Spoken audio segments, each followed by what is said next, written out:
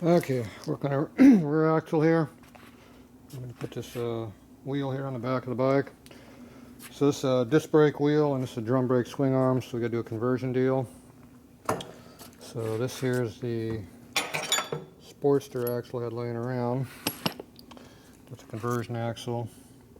So this has the rigid frame style slot here that goes into your swing arm here, which is the same as a rigid frame.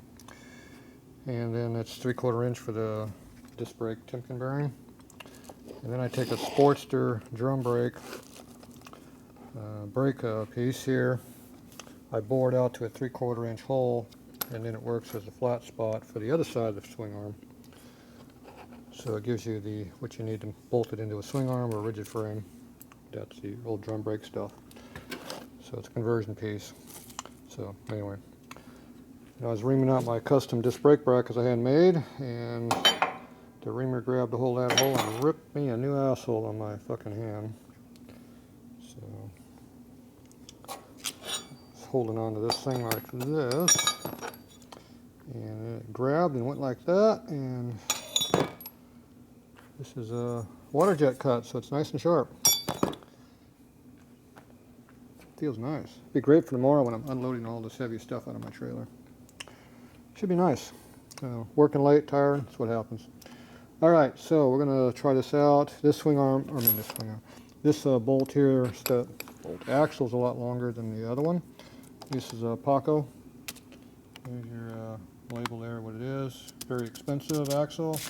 And this is the Sportster sleeve piece here, axle spacer here. Those are two pieces you need to do all these conversions. So this is my hanging disc brake bracket that I hang over here, and I use my Wilwood caliper, or I can do something else. At least gives a bracket. All right, so let's see how this all works. I got to figure out axle spacers. That's why I got boxes of spacers here to figure out what I'm going to do. So we'll get this figured out first, and then we'll worry about the shocks. And my hand's nice and sore, so we'll try to keep some of the blood to a minimum on the parts. Come on, camera, get in the hole. Ain't that tired, am I? Am I really that tired? Yeah, probably. Okay, where's this axle at?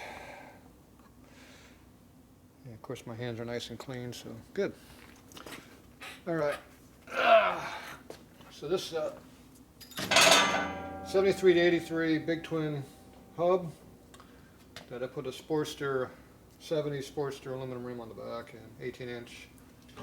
And I use a Buchanan stainless steel spoke, so it looks real nice. Matches the front wheel, which is the same thing. It's a 19-inch. So there you go. Okay, that's going to be way up here. So let's see what this looks like on the bike. I put the axles in from the left so you can get them off the bike when you have exhaust on the other side. Okay, so we need some kind of a spacer here initially. Let's just kind of center the wheel up, get an idea of what we think we need. About 3/4 inch, one finger.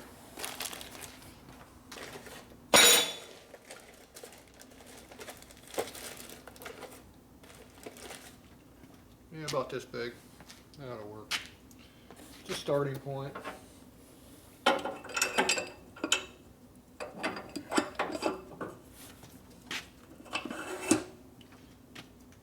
See how close we were. Looks pretty close. I don't have a sprocket on the wheel to really know exactly what I'm going to need yet. But initially, there's a 3/4 inch in there. The wheel's pretty centered up in the bike, so it's probably pretty close. I might have to do a different one. The factory spacer for a 73 is right here. They're like 800 and something, I think, thou thick. So, I put a 3/4. That's a good starting point, I think. See, now we're not a stock bike at all. Okay, now you go over here. Usually disc brake brackets sit right on your spacer.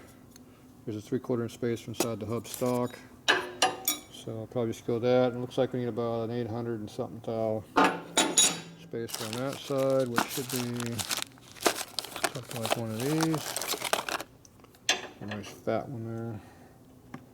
That's not big enough because see the space is bigger than my 3/8 plate here. So I know it's 3/8. And are we all the way over on this side? Yeah, we're pretty far over. So I know we need more than this, at least 1/8 inch more than whatever this is.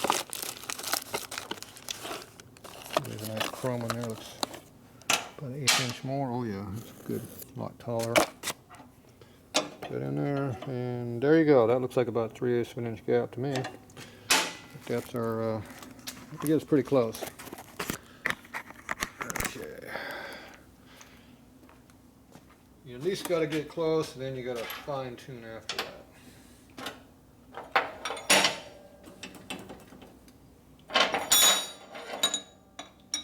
Still don't even know if our axle is the right length yet. That'll be the next thing to figure out.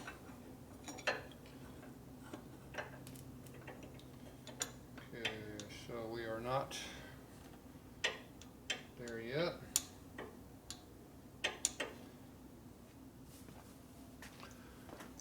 So we're still got some in play here. So right here, see how we got in play. So we got about 80 or 100 thou more we're going to need yet. So we know that's not enough. So let's get an initial mock-up and see if our axle's even close to the right length here. We haven't got that far yet, so let's find out.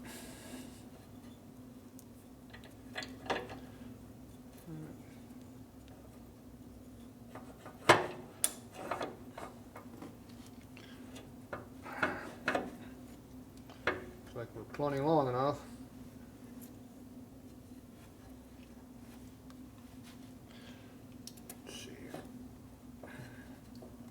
Nah, nothing's working. My hand's not happy about it.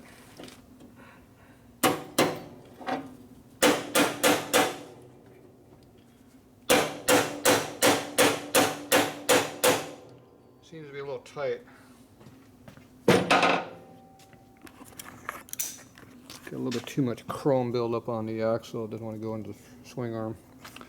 I forced it in. I don't know if it's the swing arm's problem or the axle's problem. See, you know, the swing arm's Harley. It's probably the axle's problem. Of course, they're both chrome. That didn't help. All right, let's see if the Sportster part will fit.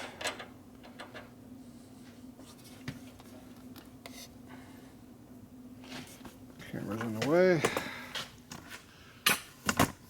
Nice, my hand wasn't damaged when I'm doing this, but well. Life in the big city. Okay, the Sportster part fits.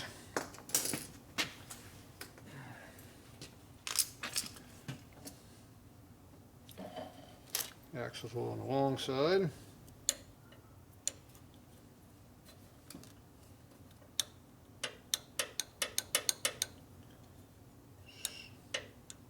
Space a little closer fitting now.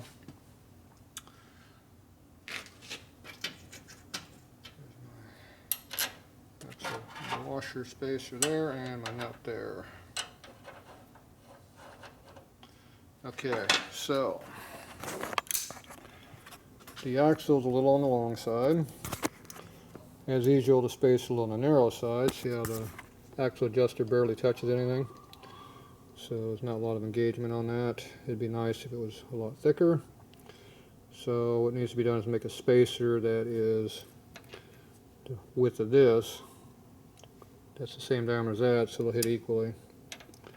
And then you got your nice heat treated washer there, and you got a lock nut right here, which is barely there. So ideally, probably shorten this up a little bit. Get close to the edge of that.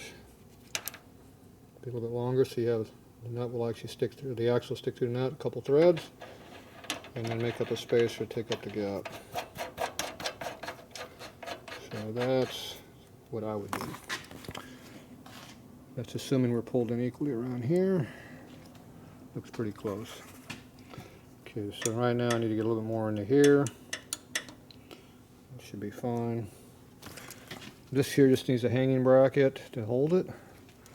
So You can do a couple different ways. You can put a strap from here over the frame, which is not the best because it locks up the suspension while the brake's on. It's best to weld a tab onto here that lines up. You can also make a bracket that comes off of the mount right here. They go straight down to that, catches it. You just need a strap from there to there, or from here to here, or whatever you want to build. Depending on what you want. See, anywhere in the circle, it's going to rotate on you, so it's going to try to go that direction. All right, so a little bit more here. I'm not sure what I'm going to do about that initially. Right now, I ain't got much I can do about it. So it is what it is at this point. The axle's going to be loose. Okay, so I need about another 1/16 of an inch more there. That's about all we really need. You can cheat and spread the swing arm and bend it and do all kinds of weird things like that if you want.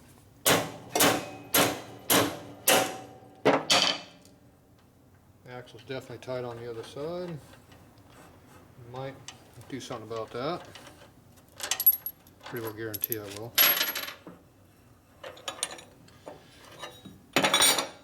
Okay, we need to make this thicker. I didn't bring any calipers with me, so what we're going to do quickly around here. Quickly, we go through our spaces real quick and see if we got something longer. It's not a 1/4 inch longer.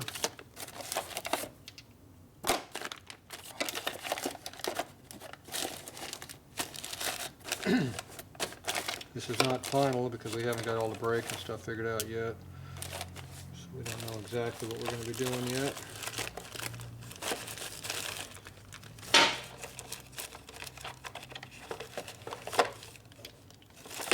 Two is too much.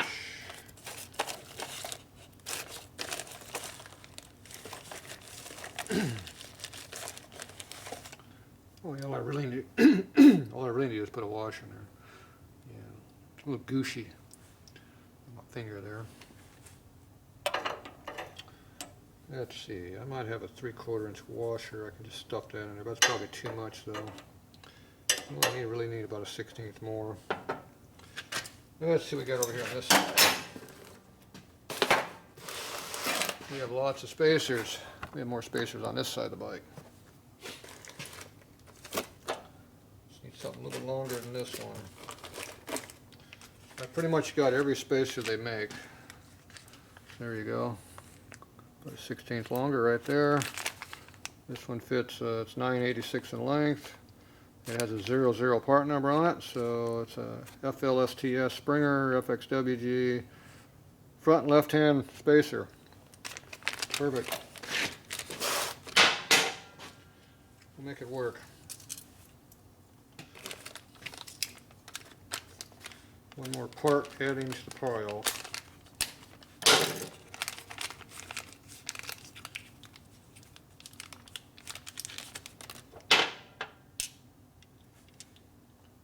There's a difference. That's more than I thought it was going to be. That's about 100 thou more. Quite a bit. It's going to spread the swing arm slightly, probably, to be my guess. Not sure. Find out in a minute. That on.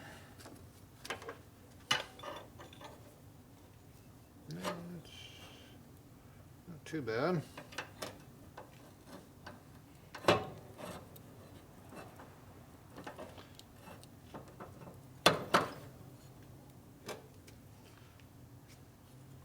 Wants to go sideways in there for some reason.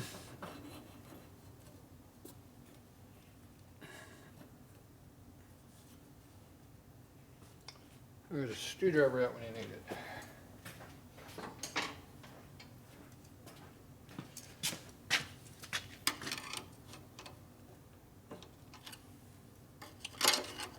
Yeah.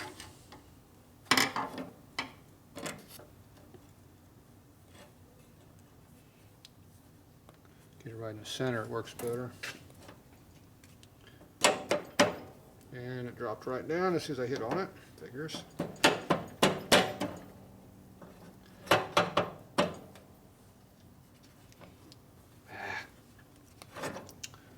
Being a pain. Get up in here. It's up high enough. Go in. There it goes.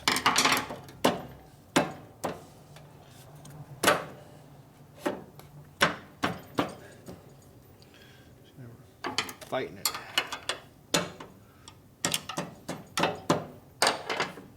Okay.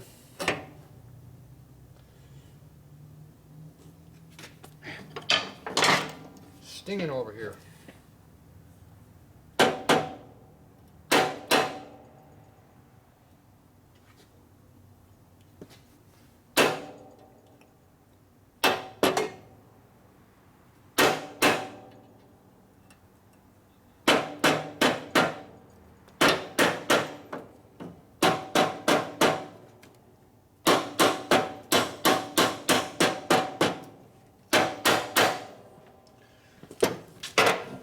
Tight fit.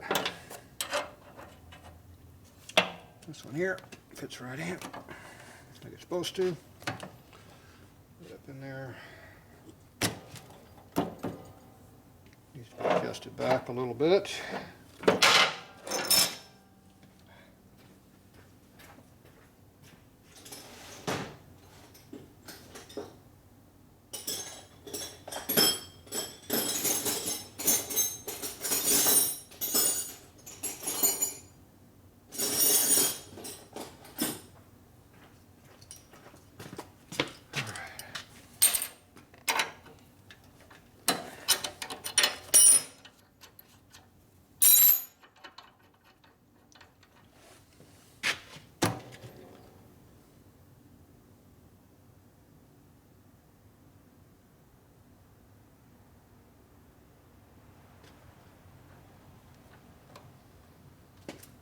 Can eyeball my alignment.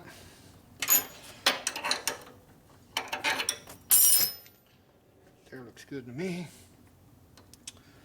Okay, I need a 3/4 inch sleeve to go around that. There's something close, and I found one on the floor right here. It's a shock sleeve spacer.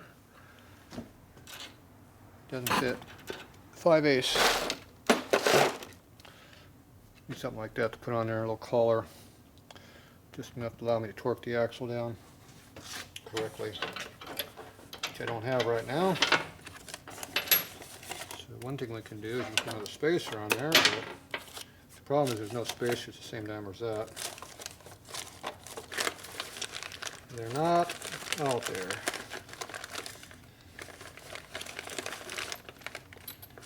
So I need like a 3/4 inch washer to go right in there and take up the gap. About a 1/4 inch thick would do the trick. It's going to be pretty small diameter, so it needs to be that width right there to take up the slack I got. So if I wanted to, I could take one of these. Yeah, my fingers hurt.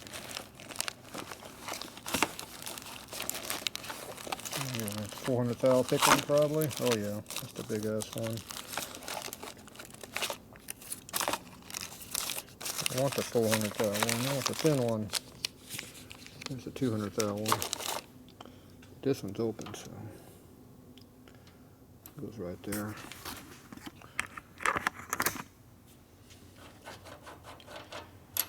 For a mock-up, it works. Actually, it's almost the right size there. Way too big. But that could be cut down to fit. Just to correct the diameter for the same as the other side.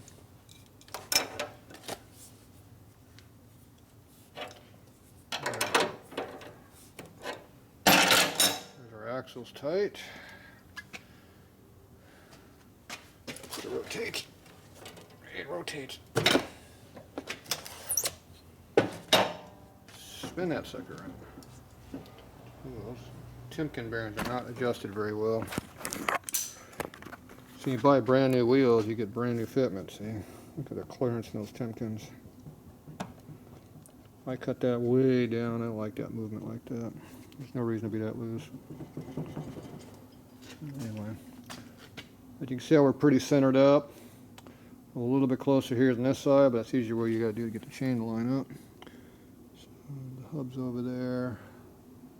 Yeah, whoop, get it where you can see it. So I think we're going to wind up doing is we're going to wind up pulling the tire this way a little bit, the wheel, because the sprocket. Yeah, sprocket's pretty close. You got about 150 offset to the sprocket, and that looks like about what we got up there. So, yeah, I think it's going to be about in this spot. Things are rarely centered when you bolt them on.